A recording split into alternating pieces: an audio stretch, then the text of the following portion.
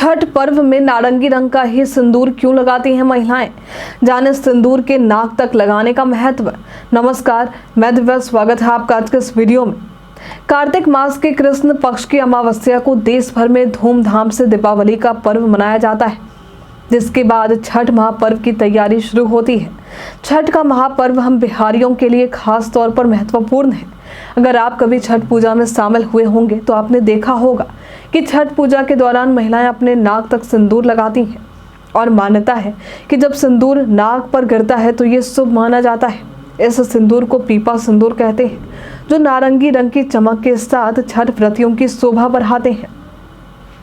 इस परंपरा के पीछे कई गहरी धार्मिक और सांस्कृतिक मान्यताएं हैं।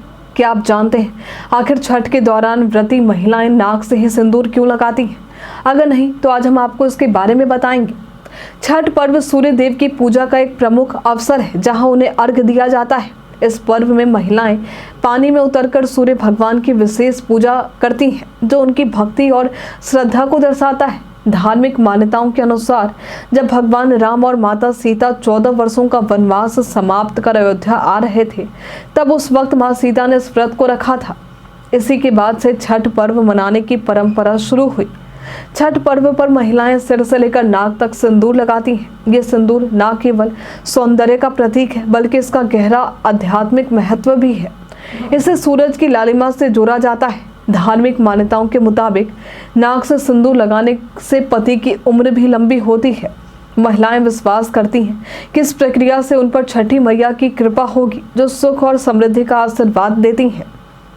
जबकि सामान्यतः महिलाएं लाल रंग का सिंदूर अपनी मांग में भरती हैं, छठ पर्व पर बिहार और झारखंड की महिलाएं नारंगी रंग का सिंदूर लगाती हैं। इसका एक और कारण इस रंग की शुभता है। नारंगी सिंदूर को विशेष रूप से हनुमान जी को चढ़ाया जाता है। हनुमान जी के ब्रह्मचारी होने के कारण ये रंग विवाहित जीवन की शुरुआत का प्रतीक माना जाता है। इस परंपरा के अनुसार जब दुल्हन विवाह के बाद ब्रह्मचर्य समाप्त करती है तो ये सिंदूर उसके गृहस्थ जीवन का संकेत होता है। छठ पूजा की प्रक्रिया में कई महत्वपूर्ण रीतियां शामिल हैं।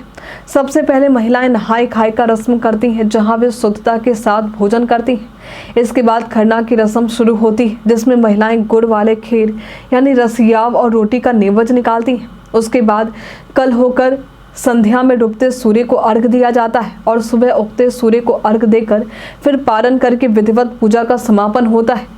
इन रस्मों के दौरान महिलाएं पवित्रता का विशेष ध्यान रखती हैं और किसी भी प्रकार की लापरवाही को अशुभ माना जाता है। हमने जो भी जानकारी दी है वो धार्मिक मान्यताओं के अनुसार थी। सटीक और स्पष्ट जानकारी के लिए आप संबंधित विशेषज्ञ से सलाह ले सकते हैं। कि आपको नारंगी रंग के सिंदूर का ये महत्व पता था? हमें कमेंट में लिखकर जरूर बताएं। हमारे साथ बने रहने के लिए आपका धन्यवाद।